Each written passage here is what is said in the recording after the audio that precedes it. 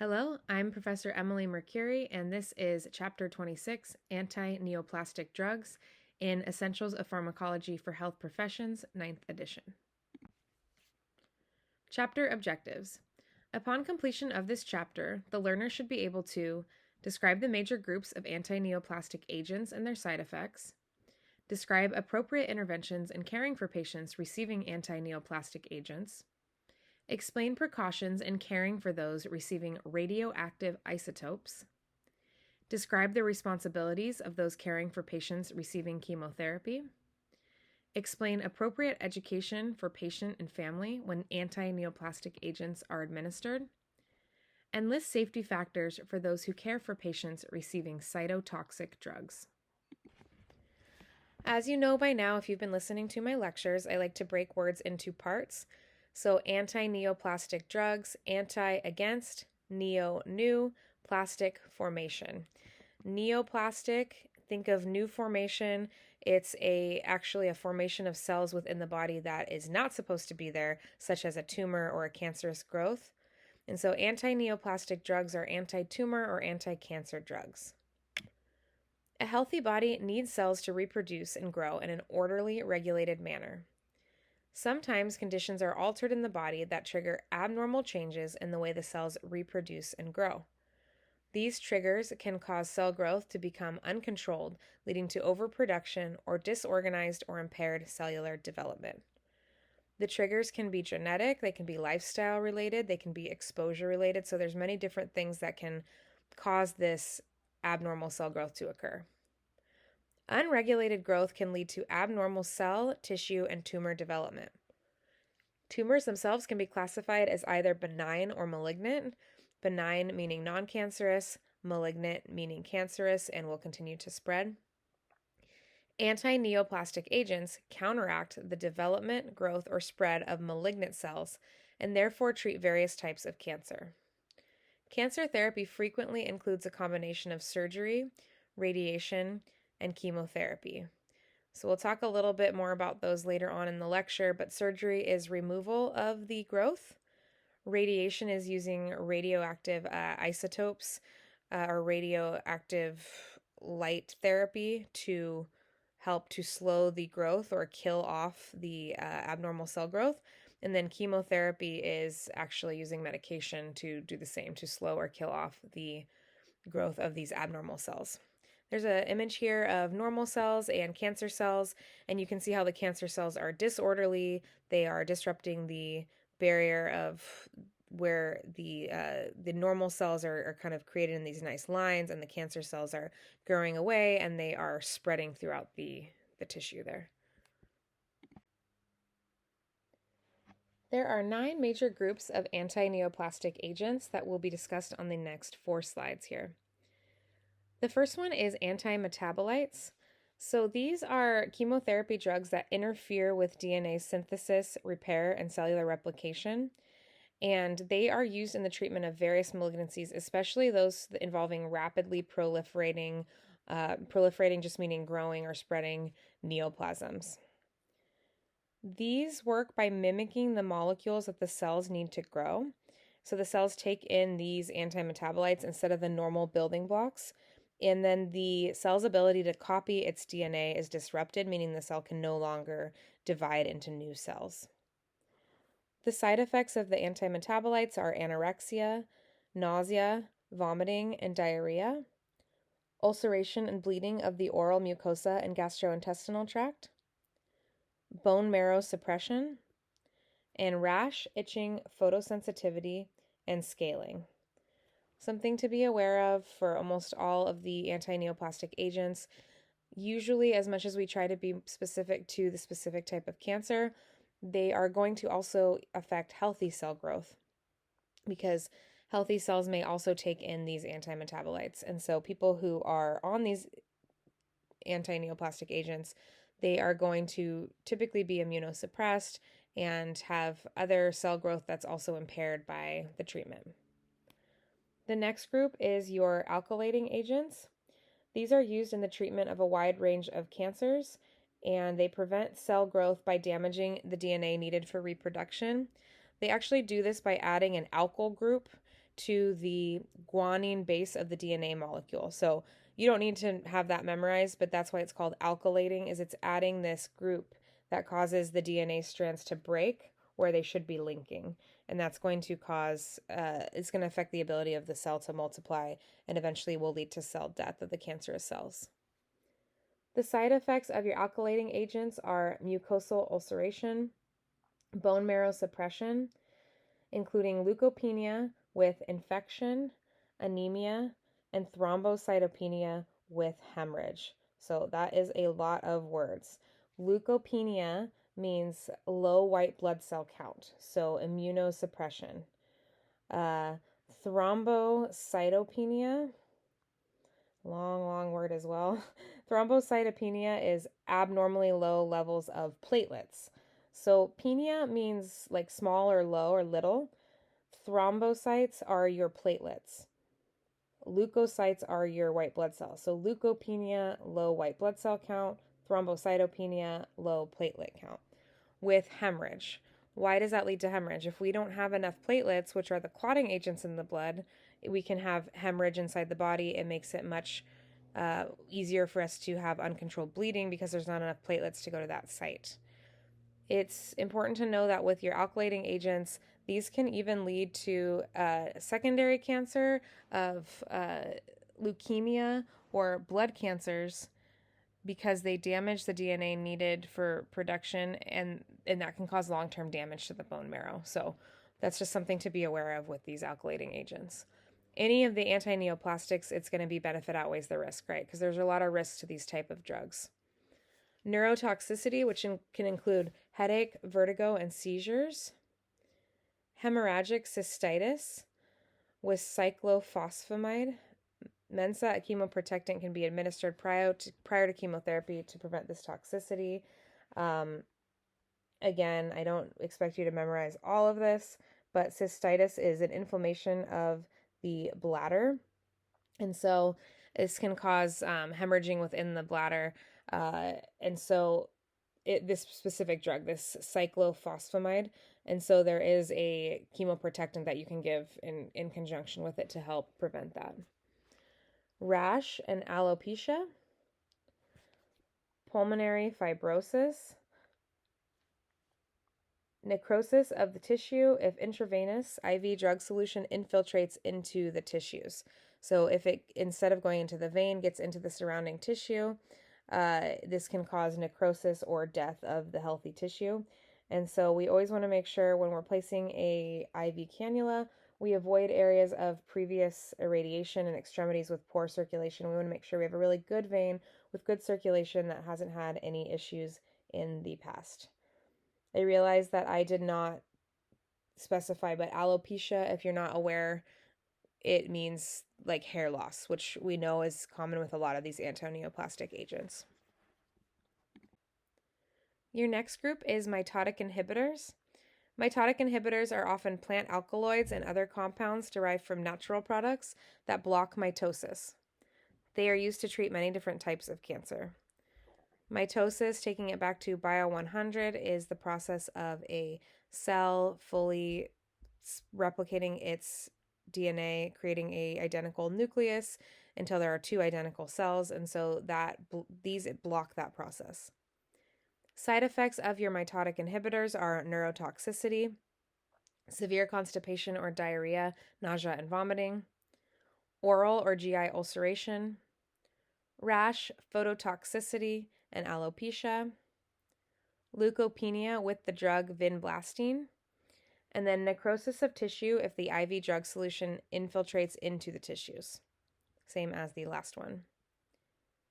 Your next group is anti-tumor antibiotics, and these are used to treat a wide variety of malignancies. Regardless of the effectiveness, these medications can only be used for a set period of time. So even if they're working for the cancer and helping to slow its growth, you will need to switch over at a certain period of time because there is a lifetime maximum of these drugs due to the potential for damage to the cardiac tissue. Side effects are anorexia, nausea, vomiting, and diarrhea. Bone marrow suppression, and it says here the acute dose-limiting toxicity with doxorubicin and daunorubicin, and so these are if we have this bone marrow suppression, it's an acute reaction, and we have to dose limit these particular two medications to avoid that happening. Cardiotoxicity, including arrhythmias, congestive heart failure, and cardiomyopathy. And that is cumulative dosing with these medications. As I mentioned, there's a lifetime maximum that studies show cardiac tissue will begin to be damaged after that maximum.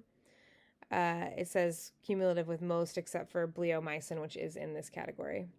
And please know that I don't expect you to memorize these specific antineoplastic agents' names. I just want you to kind of have a general idea of each group. Pneumonitis, inflammation of the lungs, and dyspnea, difficulty breathing. Pulmonary fibrosis with bleomycin. Ulceration of the mouth or colon. Alopecia, rash, and scaling. And tissue necrosis if IV solution infiltrates.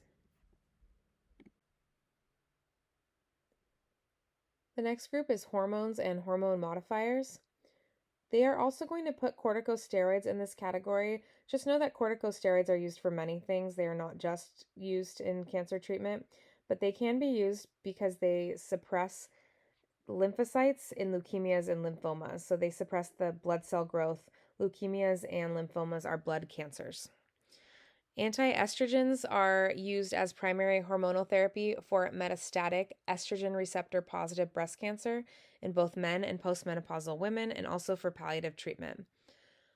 So, just dispelling any myths, both biological males and biological females do have breast tissue and can get breast cancer. Of course, in a biological female, tends to be more breast tissue, and it can be more dense, and it's more common for a biological female to develop breast cancer, but I have treated and seen biologically male patients with breast cancer, so something to be aware of, that men should also be on the lookout for signs of breast cancer. And then anti-androgens suppress testosterone production in the testes and are used as hormonal therapy in the treatment of endometriosis. So this sentence is funny to me because it talks about the testes, but there is also testosterone production in biological females, and endometriosis is a uterine disorder. So just again, dispelling myths that only men create testosterone. Biological men and biological women create testosterone, and anti-androgens suppress testosterone production. So this can help with overgrowth of uterine cells that leads to endometriosis. It can help with prostate cancer as well, because prostate cancer is linked to it's the testosterone hormone. And so think about hormones and hormone modifiers as things that either suppress or modify the hormone within the body. Side effects of these are fluid retention and edema or swelling, osteoporosis with fractures from long-term use. Osteoporosis is lowered bone density, and that it can be quite common when you are suppressing the hormones and or the blood cell production. Estrogen in particular is osteoprotective, and so they do recommend that biological women over a certain age are taking calcium, because as the estrogen levels decline, the bone density also they become more porous, leading to osteoporosis. Other side effects are nausea, vomiting, hot flashes, and night sweats. Impotence, which is also called erectile dysfunction. And then generalized pain, infection, constipation, and nausea. Okay, the next group is your biological therapies. And interferons are a complex combination of many proteins that boost the immune system response. Interferons are used in the treatment of certain leukemias, melanoma, Kaposi sarcoma, and non-Hodgkin's lymphoma. Non-Hodgkin's lymphoma. They are also used to treat hepatitis B and C, multiple sclerosis, and other conditions. So what biological therapies are designed to do is to repair, stimulate, or enhance cancer patients' natural immune systems to more effectively recognize and attack cancer cells. So these are very different than some of the other ones we've talked about. So interferons are active, they're direct, they stimulate the body's own immune system, But there are also passive or indirect biological therapies that use immune system components created outside the body, introduce them into the body to help enhance the immune system. Side effects of these are flu-like syndrome, GI symptoms, nervous system effects such as sleep disturbances, depression, and neuropathy. Neuropathy is when there is like altered sensation to the nervous tissue, usually on the extremities. It can be like numbness and tingling in the extremities. Hematological effects, especially leukopenia and anemia. Dyspnea, cough, nasal congestion, and pneumonia. And transient alopecia, transient meaning it's not a permanent thing. The next group is targeted cancer therapies or signal transduction inhibitors. These are drugs or other substances that block the growth and spread of cancer by interfering with specific molecules involved in tumor growth and progression. This is a great option because it's going to target specifically the cancer cells, and it's going to have less damage to the normal cells than these other groups of antineoplastics have. That being said, they are more rare, they take a lot of time to develop, and because they're specific to a specific type of cancer, you want to think about how many cancers there are to treat, how much effort, money, and trials goes into each of these. These are not as common. There are not as many of these to help with cancers. Otherwise, they would be more of a first-line treatment for everything, right? Because we'd be able to do that without affecting normal cell growth.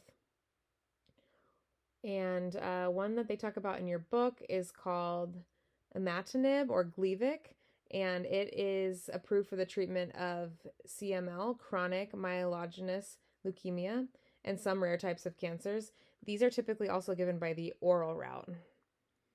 Side effects of these, they vary greatly depending on the indication, agent, and combination therapy used, because you are usually going to be using these in combination with another group of antineoplastics.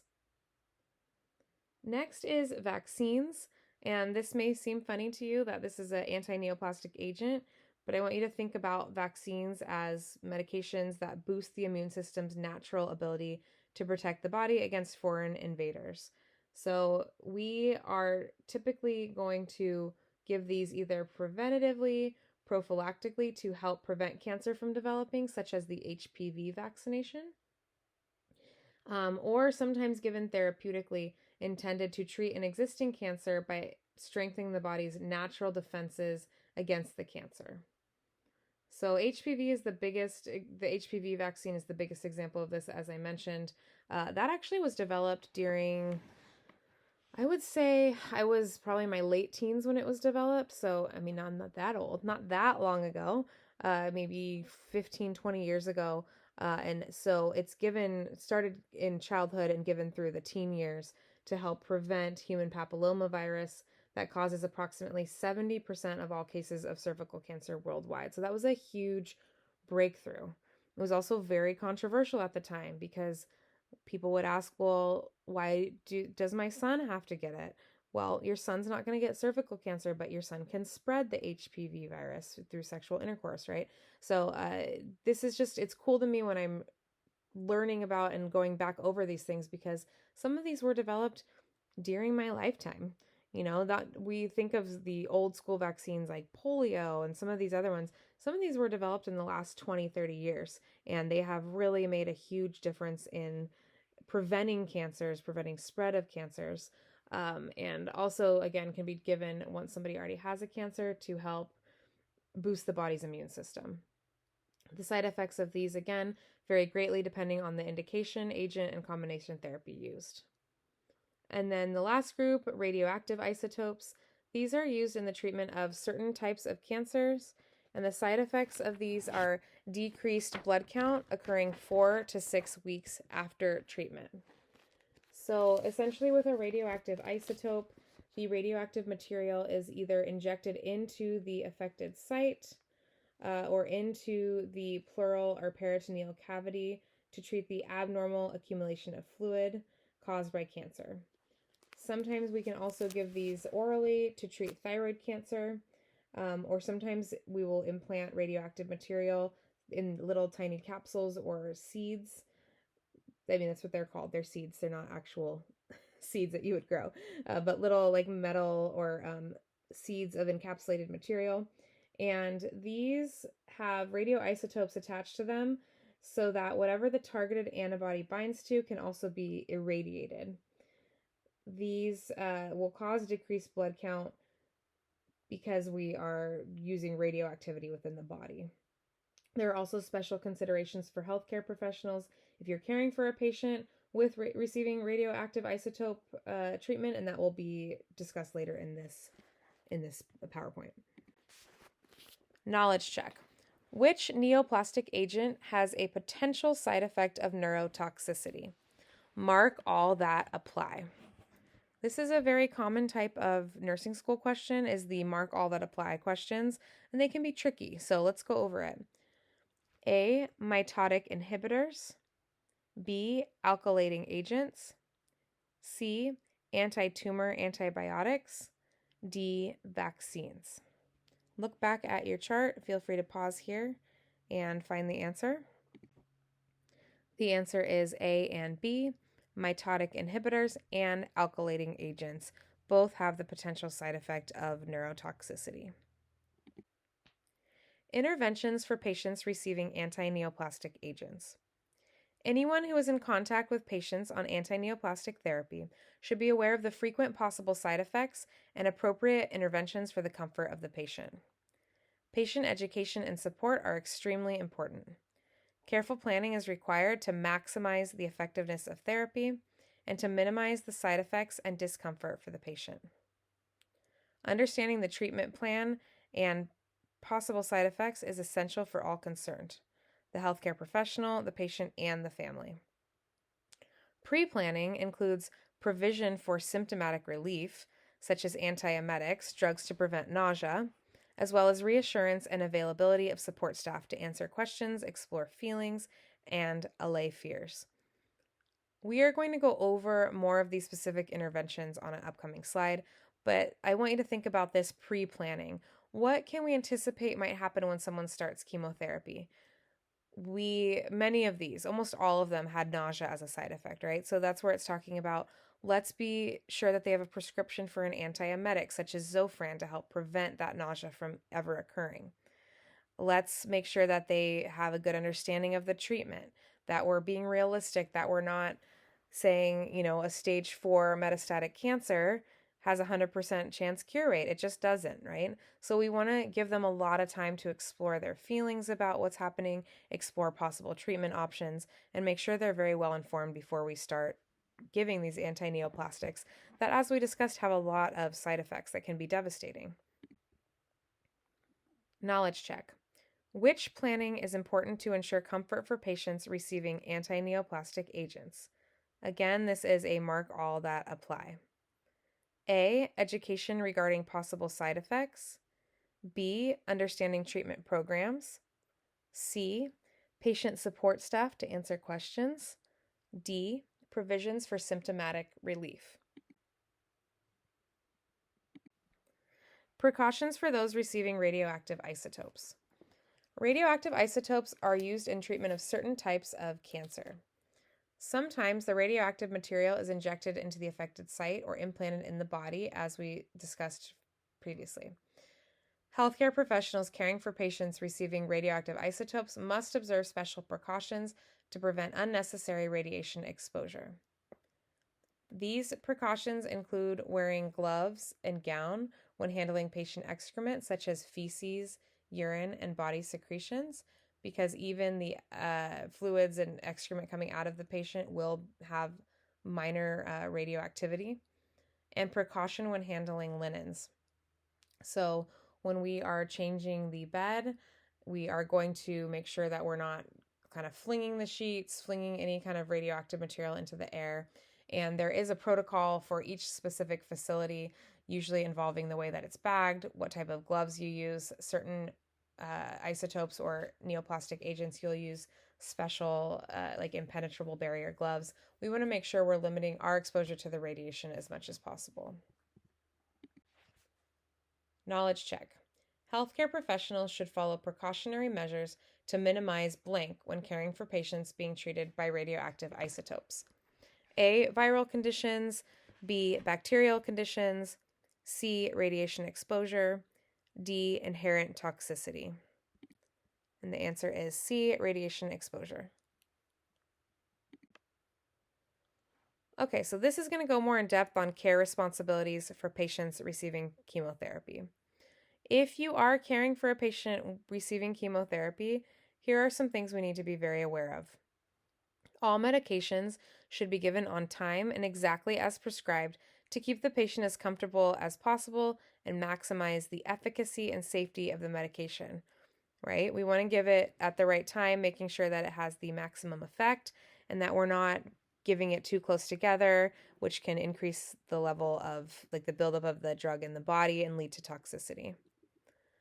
IV sites must be checked with great care because some antineoplastic agents, especially the anti-tumor antibiotics and alkaloids, vinca alkaloids, can cause extreme tissue damage and necrosis if infiltration into surrounding tissues occurs. Some of you may be familiar with something called a port, which is implanted under the skin and into one of the vessels, one of the veins in the body. Typically, it's on the upper kind of chest above, right below the collarbone, is usually where you'll see a port. These are great if somebody's going to be getting a lot of medication, specifically some of these that can cause extreme tissue damage, so that we're not putting it in a small vessel or we're not having to constantly start IVs and run the risk of this necrosis and this tissue damage occurring. IV fluids containing antineoplastic agents should not be allowed to get on the skin or into the eyes of the patient or the one administering the medication. Flush skin or eyes copiously if spills occur. So when you're connecting IV fluids to a patient, you need to make sure that the tubing is clamped down really tight so that you're not running the risk of dripping a drop of it on them or on yourself. You should also always be wearing gloves when administering an antineoplastic agent, really when administering any medication, but especially an antineoplastic. Antiemetics, remember, which are anti-vomiting and anti-nausea, should be immediately available and administered as prescribed to minimize nausea and vomiting. Careful and frequent oral hygiene is essential to minimize discomfort and ulceration. So many of these drugs have the side effect of ulceration of the mucosal tissue, which is like a breakdown of the tissue within the mouth. It can be very painful. There's a special kind of mouthwash we often give our chemo patients to help with this, but we should also be giving frequent oral hygiene and careful oral hygiene so we're not scrubbing aggressively, causing more tissue damage. Soft foods and cool liquids should be available to the patient as required. And then accurate intake and output is important for the adequate assessment of hydration because patients receiving chemotherapy oftentimes will struggle with dehydration. All right, some more care responsibilities. Careful observation and reporting of symptoms and side effects. Aseptic technique to minimize the chance of infection because patients undergoing chemotherapy have reduced resistance to infection. Their immune system's also suppressed. Careful assessment of vital signs to identify signs of infection, cardiac irregularities, and dyspnea, difficulty breathing. The healthcare professional and family must also be informed about all aspects of chemotherapy and answer the patient's questions honestly. Awareness of verbal and nonverbal communication is necessary. Remember, nonverbal communication can mean things like body language, crossing your arms, rolling your eyes, looking uncomfortable, not making eye contact with the patient when they ask you a hard question. All of those things are, whether we want them to or not, they're communicating to the patient. So we need to make sure we have an awareness of both what we say and then what our nonverbal communication is giving away. Studies say that nonverbal communication accounts for up to 90% of the perception of how someone, will perceive you and how that interaction will go. So it's very important. Careful attention to detail, astute observations, appropriate interventions, and compassion are an integral part of the care when a patient's receiving chemotherapy. Cancer is a big deal. It's a very hard thing to process, so we need to be therapeutic in how we're interacting with these people. I will say that oncology is a Very specific field, and it's great for some people, not great for others. It's actually, my sister has been an oncology nurse for the last probably 20 years almost now, and she loves it. She specializes in breast cancer therapies. She's very highly knowledgeable and trained in that, and she is such a patient person. She's someone who can really wrap someone up with empathy and compassion, and take the time with them and make them feel heard. And that's really what's needed when you're giving chemotherapy and when you're involved in the field of oncology in general. The healthcare professional should also reassure the patient that someone will be available to help and should identify all resources available for both the patient and his or her family, including support groups. Knowledge check. Which is not a care responsibility for those caring for a patient receiving chemotherapy? A. Estimation of patient input and output. B. Antiemetics should be available after treatment to assist with nausea. C. Using proper aseptic technique. And D. Careful assessment of vital signs. And the answer is A, because we are not estimating patient intake, input, and output. We are ensuring that we are accurately documenting, not estimating. Also, answer B, it said making sure there are antiemetics available after. I would say also before. If we anticipate they're going to get nauseous, let's also get ahead of it. Case study. An 80-year-old patient recently diagnosed with stage 3 small cell lung cancer presented to his oncologist with his immediate family to discuss a treatment plan. The oncologist expressed the need to treat the cancer aggressively to slow the spreading and provide the patient with a better quality of life. After reviewing the treatment, the nurse presented to go over patient education with the patient and family. She advised that if the patient is feeling sick after treatment, they should immediately administer A. Radioactive isotopes, B. Antiemetic drugs, C. Antiandrogens, D. Antiestrogens. And the answer is B. Antiemetic drugs. What do patients need to be educated on when we are giving antineoplastics? Both patients and their families should be instructed regarding side effects to expect, how long they can be expected to continue, and that they are frequently temporary. We don't want someone to get discouraged in their first few days or weeks of treatment because they didn't know what to expect and they think that they're having a really bad reaction. Okay. Side effects are different from a full-on reaction to a medication. Some side effects are expected. Comfort measures for coping with unpleasant side effects, such as antiemetics, antidiarrheal agents if they have diarrhea as a side effect. Appropriate diet with foods that are more palatable and more likely to be tolerated. Oftentimes, because many of these drugs can suppress the appetite and can lead to nausea, we want to do these more like soft foods, bland foods, meaning they don't have a ton of flavor, a variety of liquids, and especially cold foods.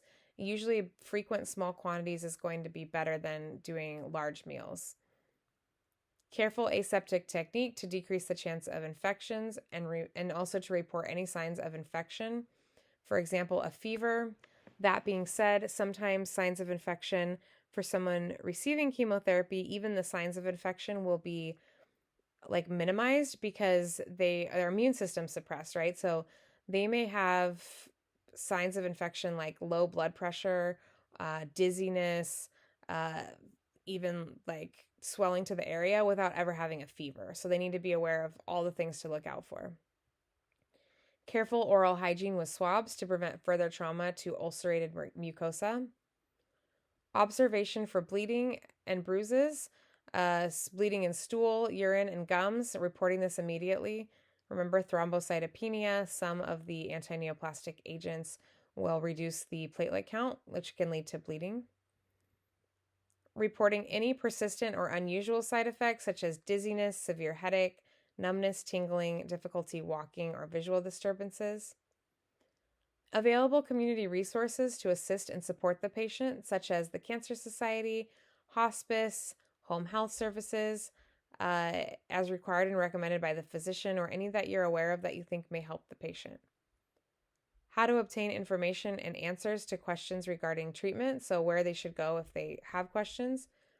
And then the right of patients to terminate therapy if they wish. Sometimes it is the best thing that you can do for a patient to say, it is your right to choose not to do this treatment or to stop at any time, especially if they have a more aggressive cancer or it's already a stage 3 or 4 when it's caught. My uncle actually died of bladder cancer, I think about 10 years ago now, but he was young. He was in his 40s, maybe late 40s, but that's pretty young for cancer. And so he had undergone treatment. He had done really well. They thought he was in full remission. And then when it reoccurred rapidly, and it was already stage 4. It was metastasizing. And it was the most empowering thing for him at that time to say, I do not want to go through all of this again, knowing how low of a chance there is that I can beat it. And that's a patient's right. And we need to be there to support their rights if that's what they wish. Knowledge check. Which is not an appropriate patient education to provide to patients being treated with antineoplastic drugs? A, they're unable to terminate treatment once they start. B, potential side effects and length of side effects. C, available community resources to assist and support them. D, careful aseptic techniques to decrease risk of infection. And the answer is A, unable to terminate treatment once they start. Again, that is a patient's right to do so if they wish. The next 2 slides are going over safety factors when caring for people receiving cytotoxic drugs. And I want you to be aware that not all of the antineoplastic drugs are also cytotoxic, but some of them are. So a lot of times the terms are used interchangeably, which is confusing. But the cytotoxic drugs are your groups that cause inhibition or damaged function of normal cells. So your antimetabolites, your anti-alkylating agents, anything that we talked about that inhibits normal cell growth or development, those are cytotoxic. Some of the ones we talked about more towards the end of those groupings are not. So cytotoxic drugs are toxic substances that are known to be carcinogenic, mutagenic, or teratogenic. So either to alter cell growth, to cause mutations, to lead to cancer formation, or teratogenic is it actually causes structural or functional deficits in a developing fetus. So anyone who's preparing, administering, or caring for patients receiving these types of drugs need to be aware of the dangers involved. This exposure may be from inadvertent ingestion of the drug on foodstuffs, inhalation of drug dust or droplets, or direct skin contact. Guidelines of the individual healthcare agency must also be followed to the letter for the safety of all concerned. To the letter just means followed exactly. Safe handling methods include protecting and securing packages of hazardous drugs, storing them separately from non-hazardous drugs. They need to also be labeled specifically, very, very clearly. Inform and educate all involved personnel about hazardous drugs and train them in safe handling procedures.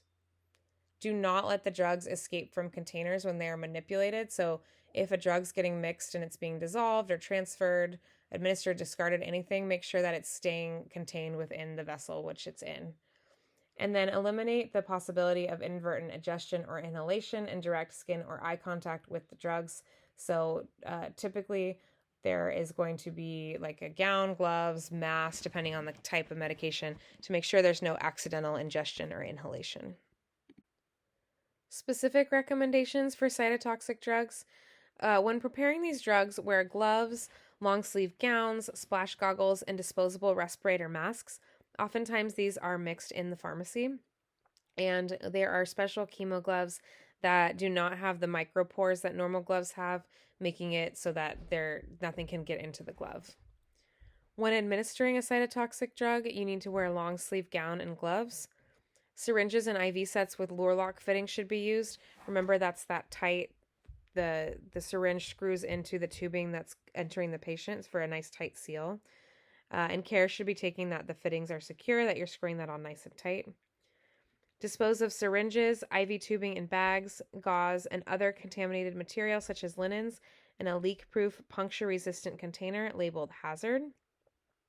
Typically, this will be in the room itself so that we're not dragging anything outside of the room, and it's disposed of in a special way by EVS.